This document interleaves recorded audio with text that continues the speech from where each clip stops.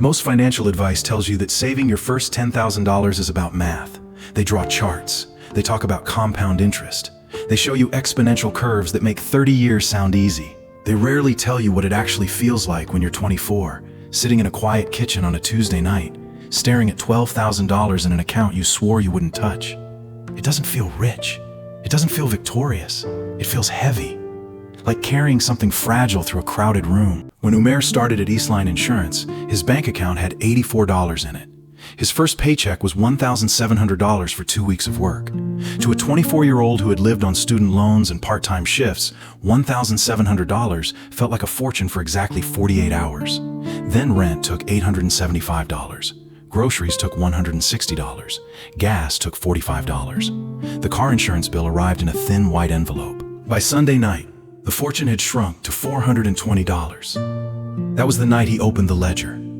A simple 99-cent notebook from the grocery store.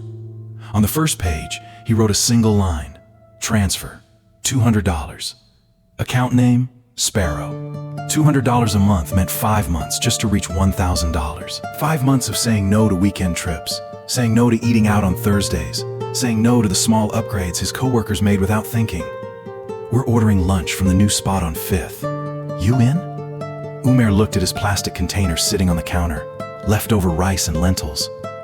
I brought lunch today. Suit yourself. Their rolls are amazing though.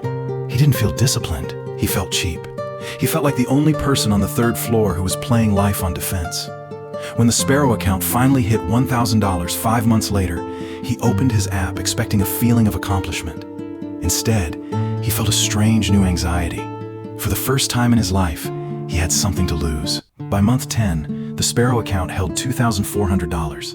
At 24, $2,400 is a dangerous amount of money. It's enough to buy a brand new laptop. It's enough for a last-minute flight to Mexico. It's enough to pay off a credit card and pretend the last 6 months never happened. Nadia bought her new laptop in November. Sleek, metallic gray, thin as a notebook. My old one was lagging. Monthly payment is only $45. Totally worth it. Umair looked at her laptop. Then he thought about his own 5-year-old laptop at home. Heavy, loud fan, battery that lasted 20 minutes unplugged. He had the $2,400. He could have walked into the store and paid for Nadia's laptop in cash twice over. That was the hardest lesson of his 24th year. Having the money to buy something is not the same as being able to afford it.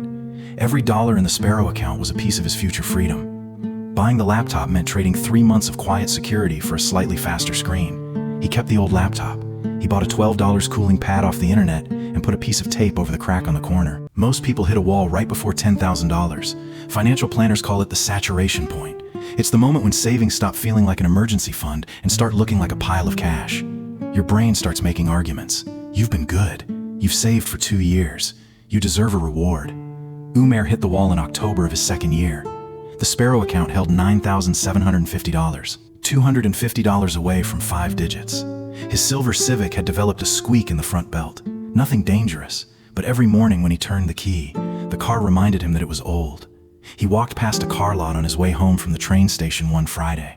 A dark blue sedan sat near the front row. $8,500 cash, or $190 a month. He stood there in the chilly October air for 20 minutes. He had $9,750. He could buy the car outright.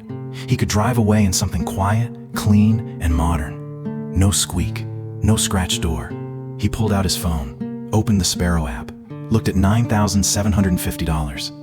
If he bought the car, the number in the app would drop to $1,250. 2 years of quiet math wiped out in 20 minutes. He would be right back where he started at 24, living paycheck to paycheck, but driving a nicer blue car. He put the phone back in his pocket, walked to the mechanic on Saturday morning, paid $110 to fix the belt squeak, and kept the silver Civic. 3 weeks later, the transfer ran automatically. The balance crossed $10,000. By the time the account hit $12,000, something quiet had shifted inside Umair. It wasn't that he felt rich.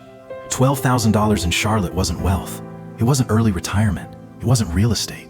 It was something much rarer for a 24-year-old, freedom from daily panic. The test came in December. A letter from his landlord. A building-wide plumbing emergency required an unexpected $450 assessment fee from every tenant, due within 2 weeks. 2 floors down, his neighbor complained in the hallway for 30 minutes about unfair property managers. Umair walked back up to his apartment, opened his laptop, logged into his bank, and paid the $450 in 80 seconds. He didn't stress. He didn't check his credit card limit. He didn't call his parents. He didn't rearrange his grocery budget for the month. He sat at his table in the quiet apartment and realized what $12,000 was actually for. It wasn't for buying things. It was for buying silence. The silence of not worrying when an envelope arrives in the mail. The silence of not lying awake on a Sunday night calculating rent. The quiet, invisible dignity of being able to handle your own life without asking anyone for permission. If you're in your 20s right now, building your first few $1,000s, I want to tell you something nobody mentions. The first $10,000 is the hardest money you will ever save. Not because the math is hard, because you are fighting everything around you. You are fighting culture, social media, your own desires, and the constant noise of a world that wants you to spend every dollar before the ink on your paycheck dries. When you save your first $10,000, nobody throws you a party. Nobody likes your post. Nobody notices the car you didn't buy or the trip you didn't take. But inside that quiet account, something permanent changes. You stop viewing money as a permission slip to buy things and start viewing it as a shield to protect your time. Umair wasn't rich at 24, but for the first time in his life, he was safe. The page doesn't close, it just turns.